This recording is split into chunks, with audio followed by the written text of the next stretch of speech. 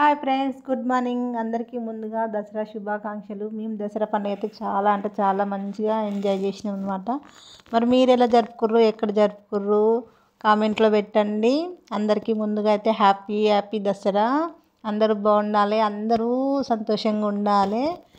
ఉన్నన్ని రోజులు ఎప్పుడు పోతుందో ఈ ప్రాణం తెలియదు. ఉన్నన్ని రోజులు అయితే సంతోషంగా ఉండాలి. లేనిపోని లొల్లిలతోటి చికాకులతో ఉండొద్దు.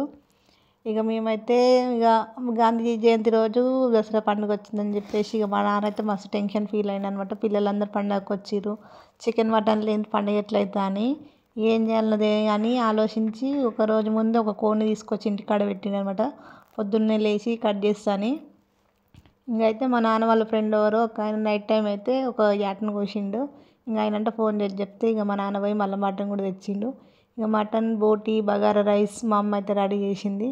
ఇక మా ఊళ్ళో అయితే జమ్మికి సూపర్గా వెళ్తారనమాట. ఇక చూడండి, ఇక ఎవరు అడవులు వాళ్ళు జమ్మికి వెళ్ళే టైం అయింది. మేమైతే రెడీ అవుతున్నాము.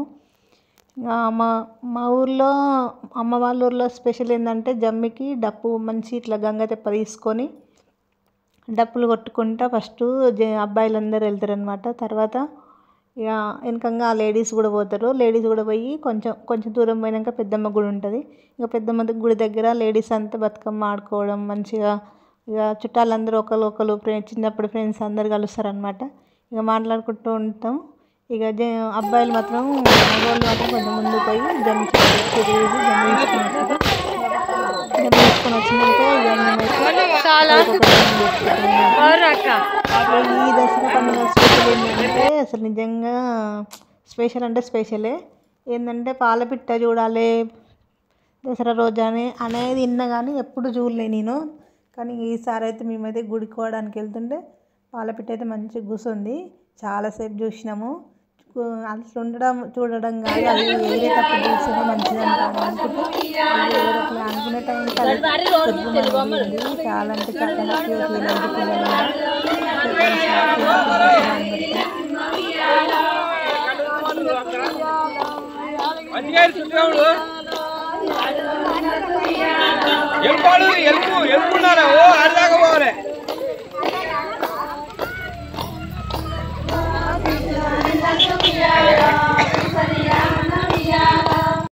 ఇక ఫైనల్గా అయితే మేమైతే ఒకరికొకరు జమ్మి పెట్టేసుకున్నాం అనమాట. ఇంకా జమ్మి పెట్టేసుకున్నాం. ఇంకా మంచి ఫోటోలు దిగినాం అనమాట. ఇక దసరా పండుగ అంటే బాంబులు లేని బాగుండదని కొద్దిసేపు బాంబులు కూడా వేయించినాం అనమాట. శాన్వి అయితే భయపడుతుంది.